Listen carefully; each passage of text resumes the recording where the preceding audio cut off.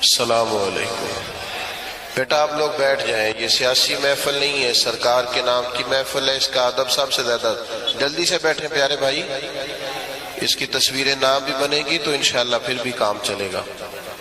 آپ بیٹھ جائیں اطمینان سے، آپ بھی تشریف رکھیں، سارے محبت سے بیٹھ جائیں جی، آپ بھی بیٹھ جائیں بھائی جان، تشریف رکھیں۔ کیمرے والے بھائی بھی مہربانی کریں، لوگوں کو نظر آنے دیں جی، آپ آگے کھڑے رہیں گے تو مشکل ہوگی۔ نحمدہ ونصلی ونسلم علی رسولہ الکریم، اما بعد، اعوذ باللہ من الشیطان الرجیم، بسم اللہ الرحمن الرحیم، ورفعنا لک ذکرک، صدق اللہ العظیم وصدق رسولہ النبی الکریم الامین، ونحن علی ذلک لمن الشاہدین والشاکرین، والحمد للہ رب العالمین۔ ان اللہ وملائکتہ یصلون علی النبی، یا ایہا الذین آمنوا صلوا علیہ وسلموا تسلیما۔ الصلاۃ والسلام علیک یا رسول اللہ وعلی آلک واصحابک یا حبیب اللہ۔ درود شریف پڑھیے سارے حضرات۔ الصلاۃ والسلام یا سیدی یا رحمت للعالمین وعلی آلک واصحابک یا خاتم النبیین۔ حمد و صلاۃ کے بعد انتہائی عزت و تکریم کے لائق بزرگوں، قابل صد احترام بھائیوں اور دوستوں، اللہ تعالیٰ ان سب احباب کو بہترین صلہ عطا کرے جو اس محفل کے سجانے میں، تشریف لانے میں اور معاون بننے میں مددگار ہوئے ہیں۔ اللہ تعالیٰ کوشش کرنے والوں کی کوشش کو اپنی بارگاہ میں مستجاب فرمائے۔ تھوڑا سا وقت ہے، پھر ایک دفعہ گزارش کروں گا بیٹھ جائیں، آپ مان کے دیکھیں بھلا کیا ہوتا ہے۔ اللہ آپ کو سلامتی عطا کرے۔ یہ کیمرے جو ہے نا، یہ بہت زیادہ سیاسی جلسوں میں اچھے لگتے ہیں، دینی ماحول میں یہ ٹھیک نہیں ہوتا۔ نہیں آپ نہیں بولے جی، آپ نہیں چپ کرائیں جی، نا نا نا، اب تو میرا ان کا معاملہ ہے، ہمارا پیار ہے آپس میں، ہم کسی کو بیچ میں آنے نہیں دیتے۔ آپ ہو گیا جی، ماشاءاللہ سب بیٹھ گئے، توجہ فرمائیے گا۔ دو چار باتیں کرنی ہیں، آپ باتیں سنیں جو اصل کام ہے، باقی سب چلتا ہے ماشاءاللہ سلسلہ یہ ویڈیوز کا، تصویروں کا۔ جو اصل کام ہے جس کے لیے آئے ہیں، کچھ پیغام آپ کی خدمت تک پہنچ جائے۔ میرے بھائیوں، اللہ تعالیٰ نے دیگر مخلوقات سے انسان کو جن چیزوں میں فضیلت دی ہے، ان میں ایک چیز یہ ہے کہ انسان بات کر سکتا ہے، بول سکتا ہے۔ شیر بادشاہ کہلاتا ہے جنگل کا، اس کی بڑی دہشت ہوتی ہے۔ ہاتھی بڑا وجود رکھتا ہے، لیکن اپنا ما فی الضمیر بیان نہیں کر سکتے۔ انسان کو اللہ نے نطق دیا ہے، بول سکتا ہے، اپنی گفتگو سے بڑے بڑے مجموعوں پر سحر طاری کر سکتا ہے۔ میرے عزیزو، یہ زبان اللہ کی بہت بڑی نعمت ہے، لیکن ظاہر ہے ہر چیز کا درست استعمال بھی ہوتا ہے اور غلط استعمال بھی ہوتا ہے۔ بعض لوگ اپنی زبان کا درست استعمال کرتے ہیں تو نبی پاک علیہ السلام نے فرمایا، کئی دفعہ ایسا جملہ بول دیتے ہیں کہ رب جنت کا فیصلہ فرما دیتا۔ بعض لوگ اپنی زبان کا غلط استعمال کرتے ہیں اور کریم فرماتے ہیں کبھی کبھی لوگ بات کرتے ایسا جملہ بھی کہہ ڈالتے ہیں کہ ان کے لیے دوزخ کا فیصلہ کر دیا جاتا ہے۔ جب ہم بولتے ہیں، بات کرتے ہیں، کچھ کہتے ہیں تو اس کا معاشرے پہ اثر ہوتا ہے۔ معاشرے میں اچھی جملوں کو فروغ دیا جائے، اچھے لفظ بولے جائیں تو اچھے لفظ ہی پروان چڑھتے ہیں۔ ہم جو کہتے ہیں اس سے دوسرے سیکھتے ہیں۔ بچے معاذ اللہ اگر کبھی کوئی برا لفظ بولتے ہیں تو وہ برا لفظ بچوں کا ایجاد کیا ہوا نہیں ہوتا، انہوں نے کسی سے سنا ہوتا ہے۔ کسی نے ضرور کہا، گھر میں کہا، گلی میں کہا، محلے میں کہا، اسکول میں کہا، کھیل کے گراؤنڈ میں کہا۔ کسی نے کہا ہوتا ہے جس کے سبب سے بچوں کی زبانوں پر وہ جملہ آتا ہے۔ ہم جب خیر بولیں گے، اچھے جملوں کو فروغ دیں گے تو معاشرے کے اندر اچھے جملے رواج پائیں گے۔ خوبصورت باتیں کریں گے، سوسائٹی میں خوبصورت باتیں پھیل جائیں گی۔ یہ مت سمجھیے کہ میرے بولنے سے کیا ہوتا ہے، آپ کے بولنے سے اثر لیا جاتا ہے، ڈھیر سارے لوگ اثر لیتے ہیں۔ اور پھر ہماری باتوں کا صرف معاشرے پر ہی اثر نہیں ہوتا، ہم پر بھی اثر ہوتا ہے۔ آپ 2-4 دفعہ شام تک یہ جملہ بول کے دیکھیے گا کہ اللہ کا جو احسان مجھ پر ہے، جو انعام مجھ پر ہے، کم نہیں کسی پر ہوگا۔ یہ بھی اللہ نے دیا ہے، یہ بھی دیا ہے، یہ بھی دیا ہے۔ آپ بار بار اللہ کے انعامات کو شمار کریں، خود بولیں، آپ محسوس کریں گے آپ کے دل کو سکون حاصل ہونا شروع ہو گیا۔ انعامات رب کے گننے سے، اپنے مالک کے احسانات گننے سے، اس کا فضل شمار کرنے سے قلبی طور پر بندے کو اطمینان حاصل ہوتا ہے۔ اور آپ شکوہ شروع کر دیں، فلانی چیز بھی کوئی نہیں، بڑی محنت کی ہے، فلانا کام بھی نہیں ہوا، فلاں نے بھی بات نہیں سنی، فلاں بھی ایسے ہے، فلاں بھی ایسے۔ آپ سارا دن شکایتوں کی باتیں کریں، آپ کا دل بے چین رہنے لگے گا۔ جو آپ بولتے ہیں وہ آپ پر اثر کرتا ہے۔ اچھے جملے بولنے سے، خیر کا جملہ کہنے سے آپ کی طبیعت میں سکون آئے گا۔ آپ کبھی دیکھیے غور کر کے کہ ہم کبھی کسی کو کوئی لطیفہ سنانے لگتے ہیں، کوئی ایسی بات سنانے لگتے ہیں جس کا تعلق مزاح سے ہوتا ہے، تو وہ بات کرنے سے پہلے ہم خود ہنسنا شروع کر دیتے ہیں۔ کئی لوگوں سے بات نہیں ہو پاتی، وہ اتنا کھلکھلا کے ہنستے ہیں، تو اس کا مطلب ہے کہ وہ بات تو اس پر بھی اثر کر رہی ہے۔ وہ جو دوسروں کو یہ بات سنا کے خوش کرنا چاہتا ہے، اس بات نے تو اس پر بھی ہنسی طاری کر دی۔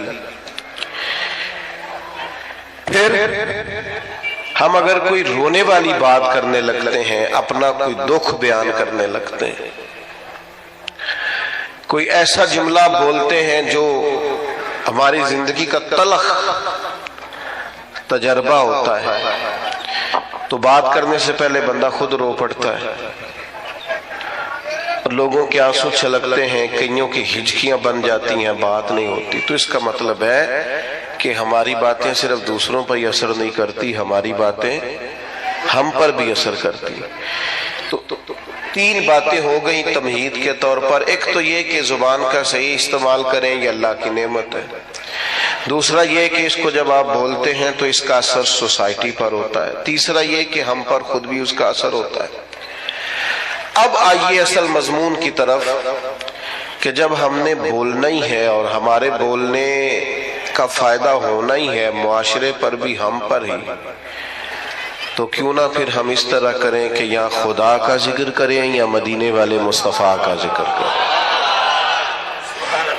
خالی ذکر کرنے سے ایک ہے نبی پاک علیہ السلام کی تعلیمات پر عمل کرنا، آپ کی سنت اور شریعت پر عمل کرنا، آپ کے بتائے ہوئے دین پر چلنا،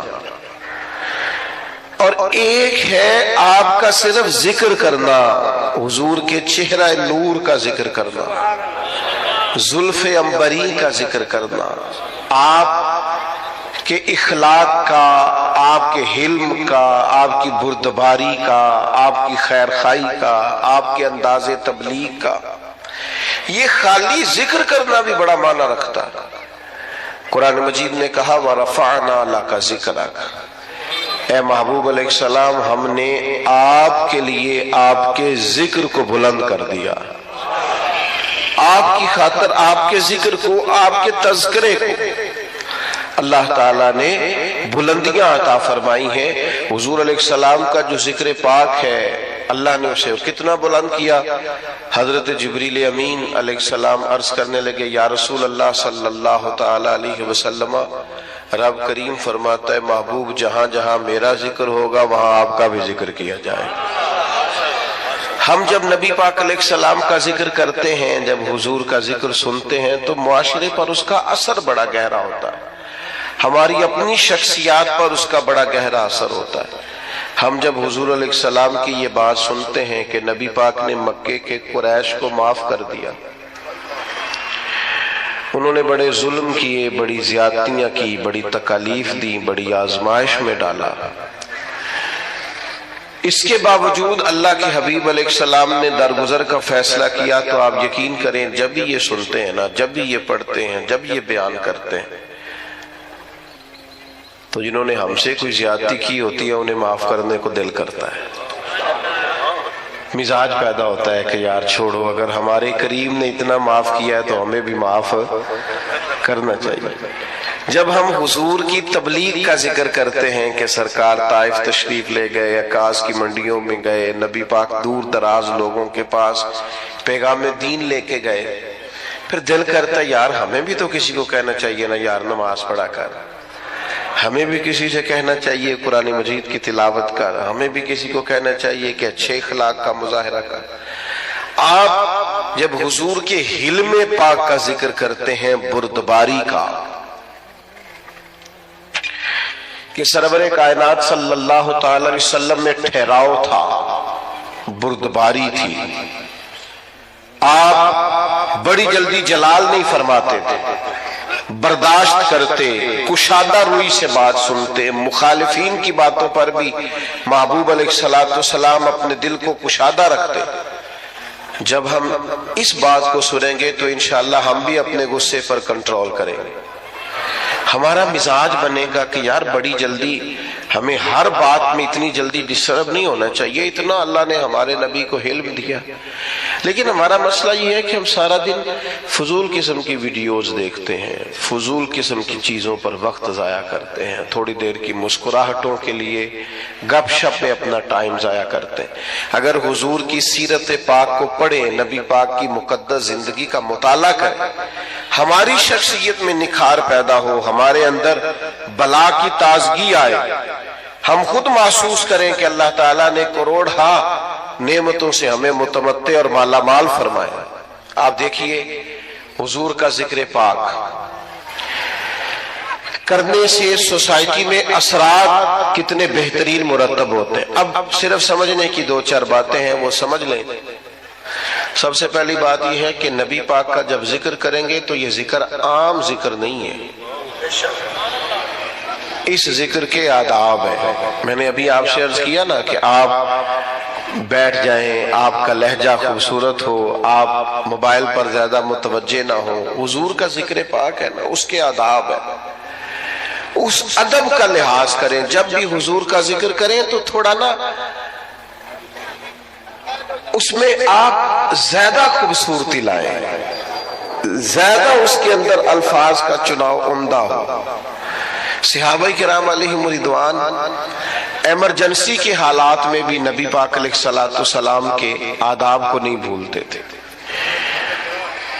ابھی میرے بھائی نے میرا اعلان کیا کہ یہ بہت بڑا ہے، فلاں ہے، فلاں ہے، اللہ تعالیٰ ہمیں لوگوں کے گمان کے مطابق کر دے اور ہماری غلطیاں اللہ معاف کرے، بڑے چھوٹے آدمی ہیں۔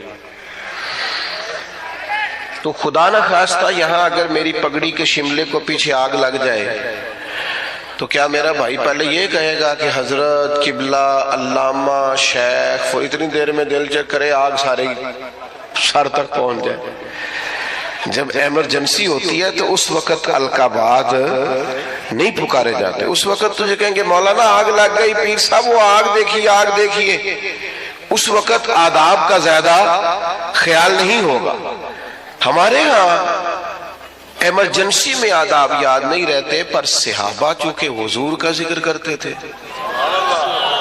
تو وقت کوئی بھی ہوتا تھا پر وہ نبی پاک کا ادب نہیں بھولا کرتے، ہر وقت سرکار کا ادب۔ غار ثور میں حضرت صدیق اکبر رضی اللہ تعالیٰ عنہ کی ایڑی کو سانپ نے ڈس لیا، تو سانپ کی تو دہشت ہی بڑی ہوتی ہے، حضرت صدیق اکبر کے آنسو نکل آئے، تو سرکار نے فرمایا کیا ہوا؟ تو کہنا چاہیے تھا نا سانپ سانپ سانپ سانپ، یہ بولنا چاہیے تھا نا، پر حضرت صدیق اکبر اس ایمرجنسی میں بھی حضور کے آداب نہیں بھولے، کہنے لگے فدا کا ابی و امی یا رسول اللہ، حضور میری ماں بھی قربان ہو، میرا باپ بھی قربان ہو، وہ ذرا میرے پیر کو سانپ نے ڈس لیا۔ ادب ملحوظ خاطر رکھا جائے گا۔ ہمارے ہاں نا کچھ لوگوں کو سیاسی تقریریں بڑی اچھی آتی ہیں، وہ اپنے لیڈر کا ذکر کرتے ہیں تو انہیں بڑے القاب یاد ہیں، قائد عوام اور جناب قائد جمہوریت اور پتہ نہیں کیا کیا، اور حضور کا نام کسی سیاسی جلسے میں لیں تو لینا ہی نہیں آتا۔ آپ سے بھی شکوہ ہے، ہمیں نبی پاک کا ذکر کرنا آنا چاہیے۔ ہم حضور کا ذکر کریں تو مدینے والی